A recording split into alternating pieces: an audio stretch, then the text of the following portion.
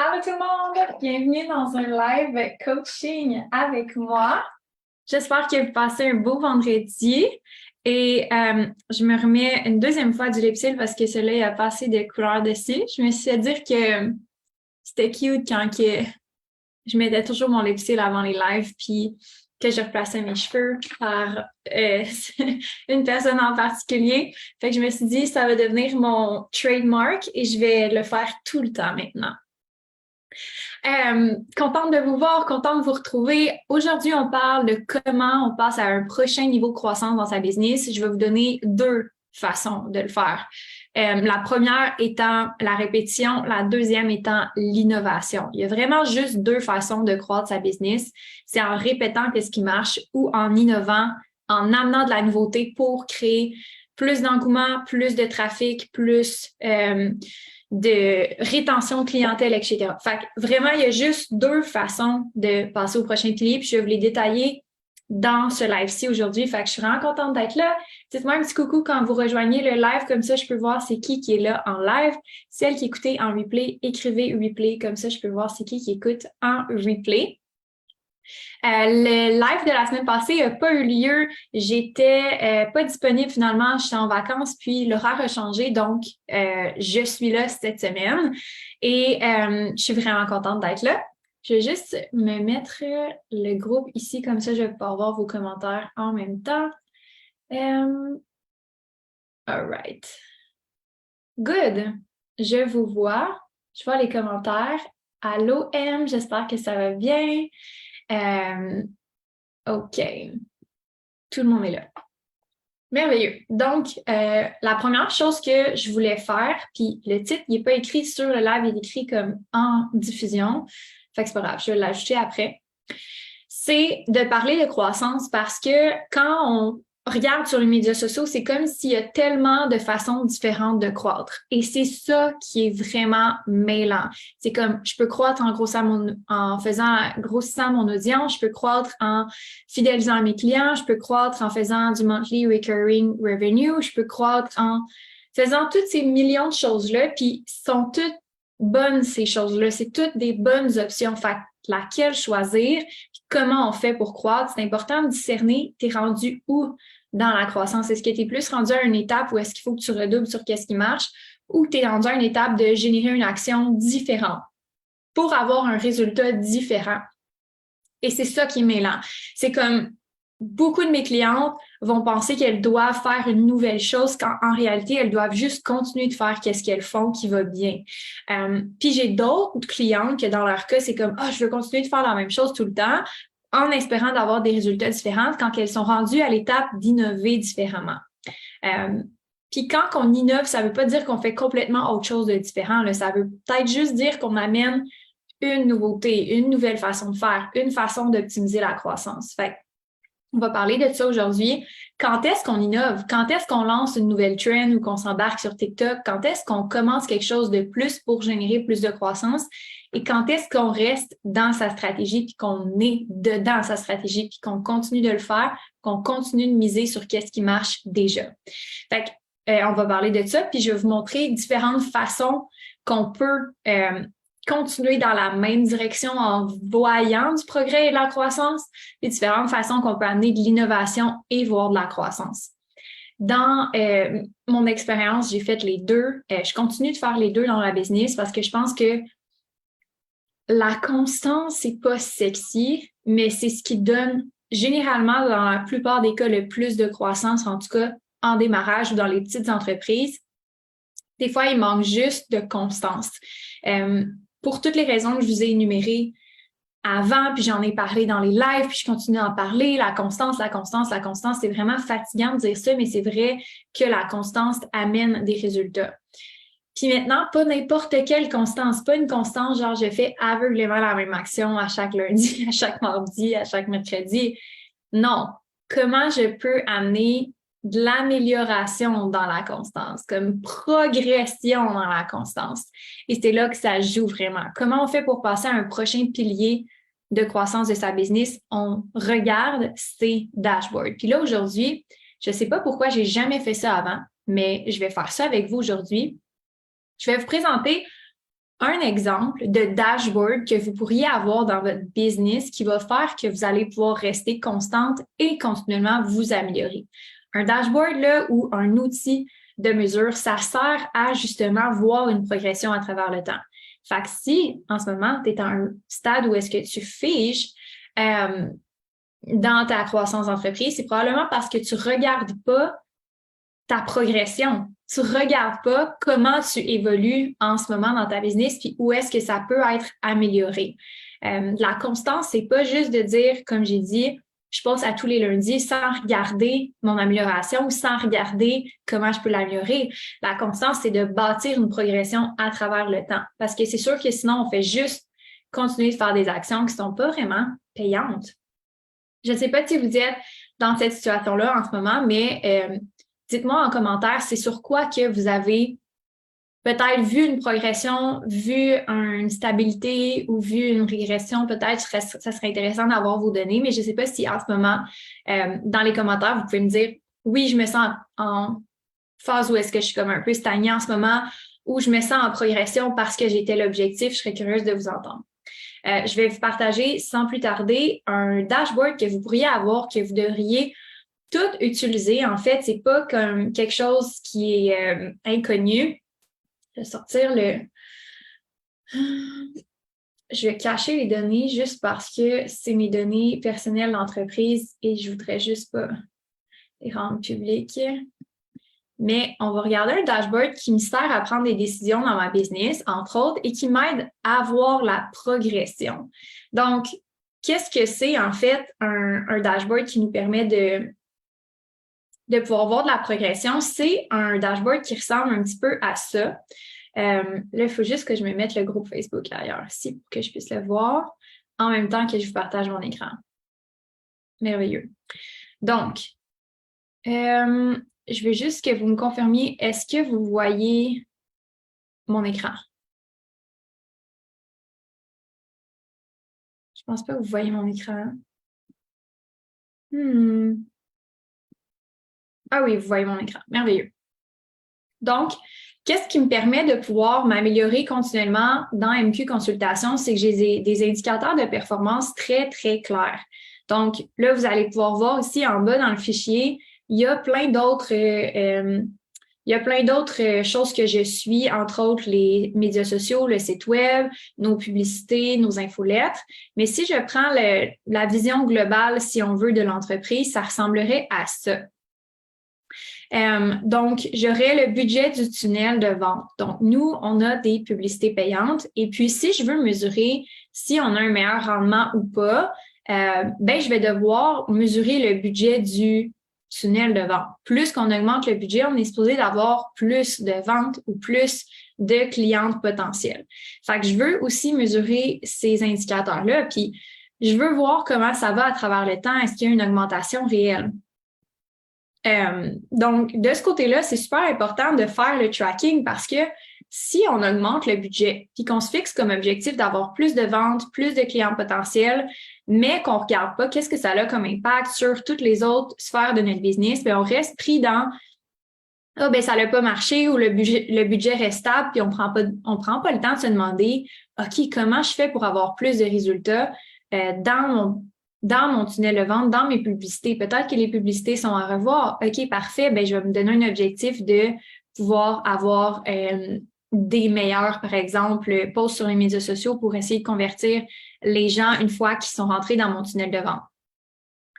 Ensuite de ça, tout ce qui est comme médias sociaux, si vous avez une présence sur les médias sociaux puis que vous postez de façon constante, mais que vous ne mesurez pas c'est quoi que ça a comme impact, que vous ne voyez pas la progression en termes de portée, donc le nombre de personnes que vous touchez puis le nombre d'interactions que vous avez sur vos médias sociaux, pas que c'est nécessairement relié à des ventes, mais si vous remarquez qu'à chaque fois que vous avez plus d'interactions, vous avez aussi plus de ventes, c'est un indicateur super intéressant puis super important. Puis mettons qu'on veut parler plus spécifiquement des interactions sur un groupe Facebook, moi, ce que je dirais, c'est que, OK, si on a plus d'interactions sur le groupe Facebook, est-ce qu'on a plus d'abonnés? Et le but, c'est que peut-être que ces abonnés-là ne se convertissent pas en vente maintenant, mais peut-être qu'ils se convertissent en vente plus tard. Donc, c'est entre autres une façon de pouvoir évaluer. Puis moi, je le fais à peu près au début, je le faisais une fois par mois. Maintenant, je le fais au trimestre parce que, bon, j'ai pas autant besoin de voir où est-ce que j'en suis, étant donné que ça fait quand même plusieurs années d'expérience que j'ai, fait que je sais où est-ce que je m'en vais. Mais au début, c'est quelque chose que vous pouvez avoir comme pratique à tous les mois, de vous asseoir puis d'écrire vos résultats, de vous donner des objectifs aussi. Tu sais, je l'ai pas montré, mais dans mon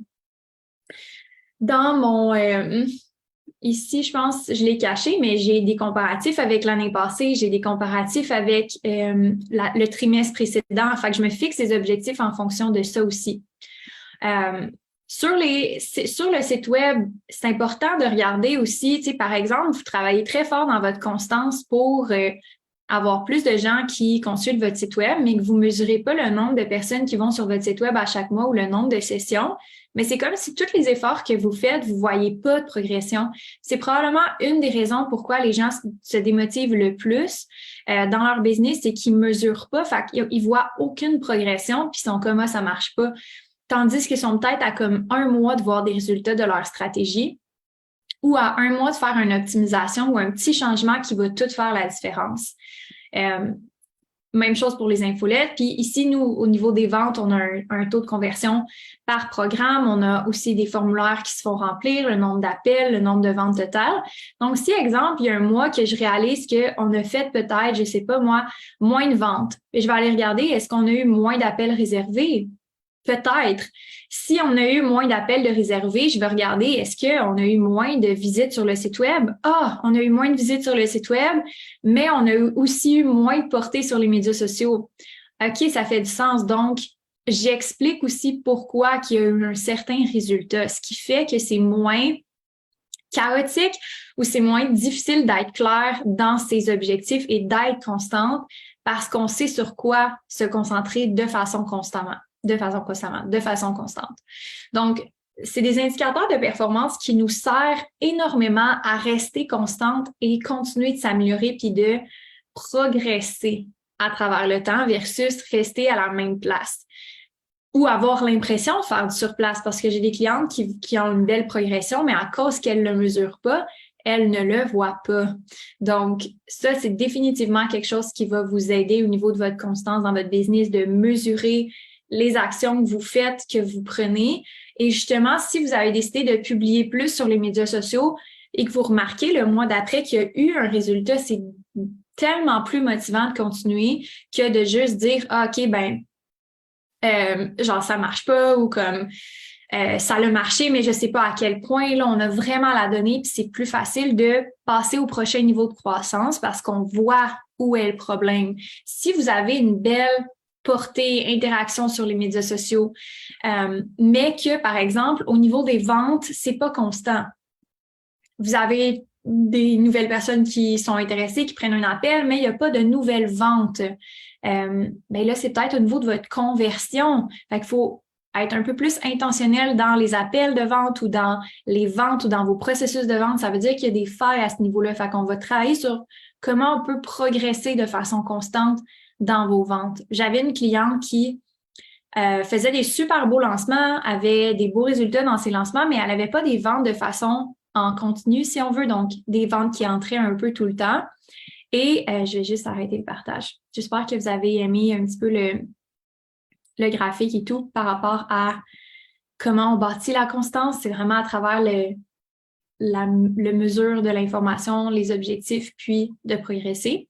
Fait que j'avais une cliente qui, justement, elle, sentait qu'elle ne progressait pas dans ses ventes de façon en continu, qu'elle devait toujours faire des lancements pour avoir des nouvelles ventes. Mais la réalité, c'est qu'elle avait aucun indicateur de performance sur comment je vais faire pour arriver à cet objectif-là.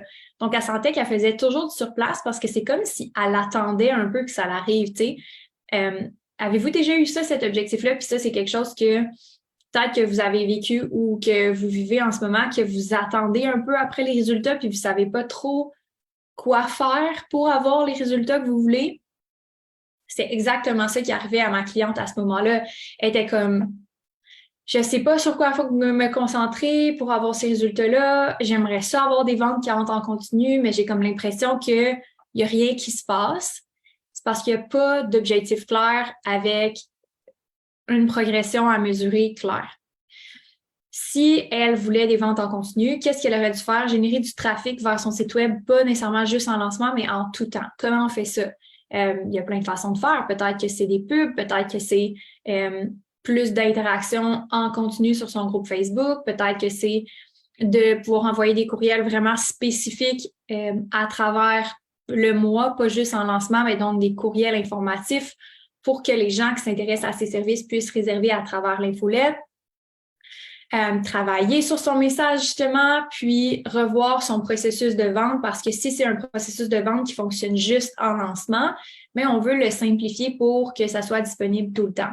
Fait que si moi, la seule façon que je peux acheter, c'est de peut-être acheter en lancement sur une page de vente, ben j'ai pas d'opportunité de soit faire un formulaire de contact, prendre un appel, envoyer un message. J'ai pas d'opportunité d'entrer en contact avec toi en continu. Peut-être que c'est d'envoyer des messages privés à ses clients potentiels, de faire des suivis avec ses clients potentiels, d'avoir un processus clair pour y arriver. On bâtit la constance à travers des objectifs. C'est clair, là, tu sais, c'est plus facile d'être constante quand tu sais où est-ce que tu t'en vas, puis tu as tes objectifs vraiment précis, versus juste être constante sans savoir pourquoi tu es constante, tu sais. Pourquoi il faut que je poste à chaque semaine? Parce que ça a un impact sur les visionnements. Poste à chaque semaine sur mon site web, pardonnez-moi. Sur les médias sociaux parce que ça a un impact sur les visites du site web, parce que ça a un impact peut-être sur votre tunnel de vente, parce que ça a un impact peut-être sur whatever. Voilà. Donc, j'ai vu un commentaire, mais j'ai pas été capable d'y répondre. Si jamais vous avez des questions, n'hésitez pas à me les poser ici. Mais bref, ce que je voulais vous dire par rapport à ça, c'est que la constance, c'est possible d'y arriver et de défoncer un plateau carrément de revenus à cause que vous portez attention à vos objectifs, à vos informations et votre progression. Il y a des liens de corrélation à faire dans un dashboard comme on vient de voir. Puis là, ça, c'est un exemple, mais j'en ai d'autres dans ma business.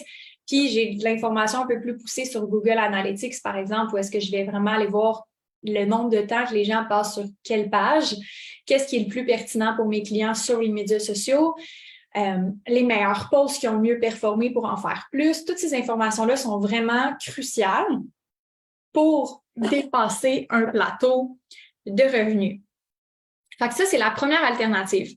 La plupart d'entre vous, vous avez besoin d'entendre ce que je viens de dire. La plupart d'entre vous, à 95%, vous avez besoin de plus de suivi, mais surtout de simplicité dans vos objectifs, de dire, j'ai pas besoin de faire un tunnel de vente, des pubs, des vidéos TikTok, un infolette. J'ai pas besoin de tout ça. Je peux me concentrer sur un objectif et l'améliorer et le perfectionner et faire en sorte que je fasse plus de ce qui marche déjà bien. Ça, c'est le conseil que je donnerais à probablement 95% d'entre vous parce que vous êtes à l'étape de dépasser un plateau qu'on appelle de vitesse de croisière. Quand on gagne une vitesse de croisière, ça veut dire la pente de croissance comme ça, on n'est pas dans l'innovation encore. Donc, l'innovation, ça vient quand tu as atteint un certain plateau après avoir eu une courbe de croissance importante. Par exemple, si on regarde, mettons, on va prendre en exemple mon entreprise. Ça fait 4 ans que je suis coach d'affaires. Donc, après 4 ans, c'est sûr que moi, j'ai vécu une belle croissance. Mon entreprise a fait plus qu'1 million. On est rendu à 1,5 million de chiffre d'affaires depuis les dernières années. L'entreprise continue de croître. On vit une belle croissance. On est dans une belle courbe de croissance. Je suis rendue aussi à l'étape de continuer d'innover, mais pas nécessairement de dire, OK, je vais changer ma business au complet. Sauf que on a créé un offre pour fidéliser nos clientes. On est en train de revoir la structure pour créer plus d'opportunités pour les clientes. Donc, la business ne va pas changer, les offres qu'on fait ne vont pas changer, mais on trouve une façon d'innover, donc de pouvoir optimiser ce qui va déjà bien ou de réinventer un petit peu ce qui va déjà bien. On est en train de faire ça. D'ailleurs, vous allez en entendre parler sur les médias sociaux, vous allez en entendre parler sur l'infolette et ici. Mais il y a des vraiment belles choses qui s'en viennent pour MQ Consultation. Puis, entre autres, c'est ce qui fait que la courbe d'innovation va continuer d'animer la croissance. Sinon, si on reste tout le temps sur les mêmes choses, on va arriver à un moment donné où est-ce qu'on va atteindre un plateau parce qu'il y a une limite à ce qu'une stratégie peut nous apporter pour certaines industries ou certains contextes. Par exemple, si tu es, je sais pas moi, tu as une formation ou que tu as un membership ou que tu as, par exemple, des services, on va dire, de tenue de livre. Si tu évolues pas avec ta clientèle, à un moment donné, ça va stagner parce que ta clientèle, soit qu'ils vont avoir besoin de quelqu'un d'autre parce que tu ne pourras pas répondre à leurs besoins ou que tu pourras juste plus prendre de clients parce que ta capacité va être au maximum de qu'est-ce que tu peux prendre, mettons, en tenue de livre, si tu fais pas de la diversification en conseil puis que tu prends pas plus de clients d'une autre façon en déléguant la tenue de livre. Donc, il y a comme une façon d'innover là, qui va être nécessaire pour que l'entreprise puisse continuer de croître. C'est de ce genre d'innovation-là que je parle.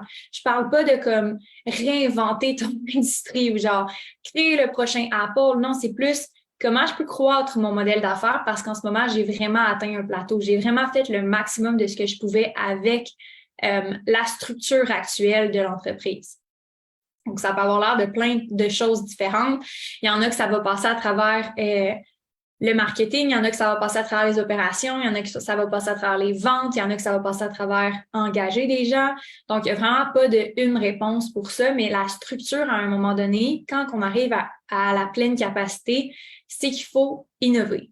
Mais cette innovation-là, comme j'ai dit, c'est pas comme...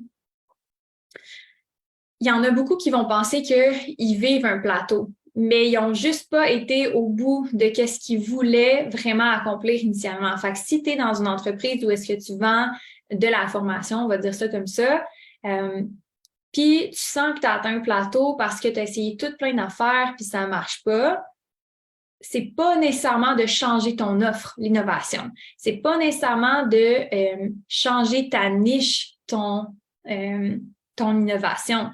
Des fois, c'est vraiment juste de comme revoir si tu focuses sur la bonne chose, puis plus au niveau de la constance. Est-ce que tu focuses sur la bonne chose en ce moment?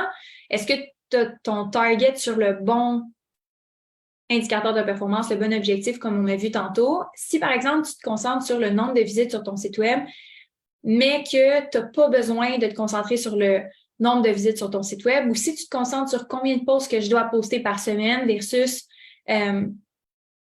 exemple, combien d'appels de vente je dois avoir pour booker des nouveaux clients, c'est que tu ne te concentres pas sur la bonne chose. Fait qu'au-delà de la constance, il faut que ça soit dans la bonne direction, cette constance-là, en fonction de qu'est-ce qui est vraiment le problème. C'est pour ça que je crois énormément à focusser sur le bon objectif, focusser sur le bon problème pour toi. Parce qu'on ne peut pas appeler ça une innovation si on n'est pas en train de focusser sur la bonne chose. Fait exemple que moi, j'ai un membership, puis mon objectif, c'est d'avoir le plus de membres possible. OK? Mais moi, je focus sur, il y a 100 personnes sur mon compte Instagram qui ont acheté, j'ai 2000 abonnés, puis je veux augmenter le pourcentage de personnes qui achètent. Fait que je continue de vendre, je fais des pubs, je fais du contenu, mais je continue d'essayer de vendre à ces 2000 personnes-là, puis mon objectif, c'est le taux de conversion. Peut-être que ton taux de conversion est déjà optimisé. Il y a déjà le maximum de personnes qui vont rejoindre ton membership à travers ton audience actuelle.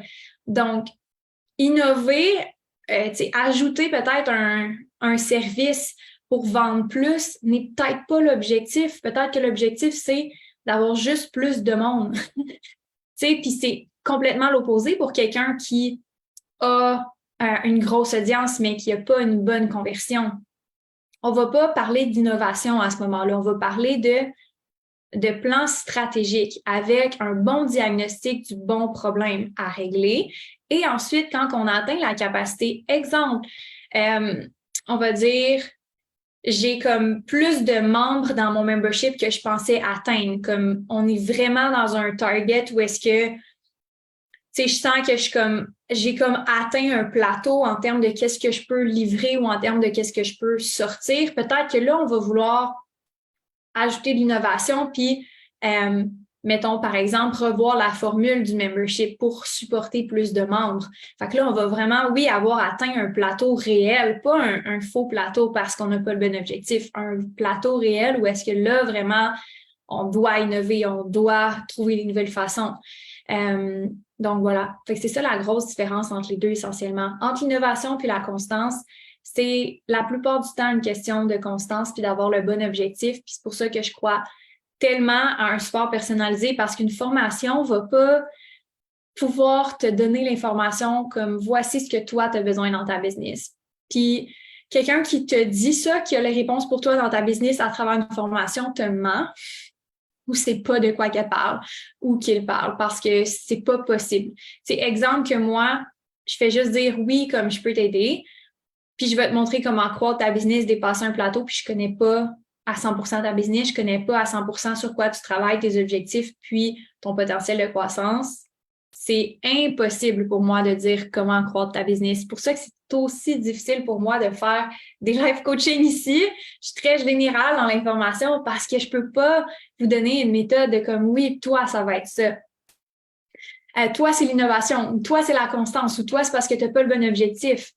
C'est impossible pour moi de vous dire ça en ce moment, à part si j'étais devant vous puis que j'étais comme je vous parlais en temps réel. Puis c'est pour ça que j'aime vraiment la nouvelle saison de podcast qui a été renouvelée. Celles qui ont. Est-ce qu'il y en a ici qui ont écouté l'épisode 1 de la saison 8, Femmes d'affaires accomplies, sur le podcast? Je serais curieuse de vous entendre. Mais c'est exactement ce que je fais dans la saison. Je coach des clientes en live. Fait que là, on voit vraiment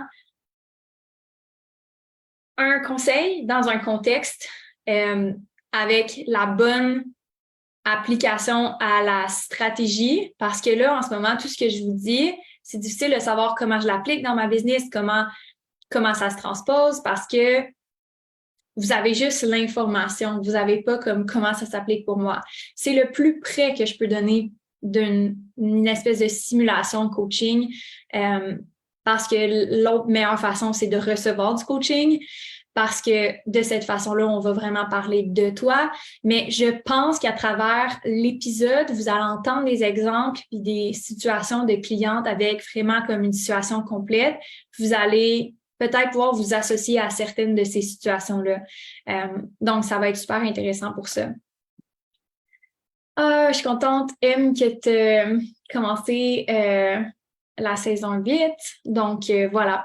Fait que la grosse différence pour dépasser un plateau de revenus, c'est soit qu'il vous manque de constance dans un objectif en particulier, de continuer de l'améliorer en continu, pas juste de répéter la même chose, mais de l'améliorer en continu, soit que vous n'avez pas le bon objectif. Donc, vous travaillez pour rien en ce moment, vous focussez sur pas la bonne chose.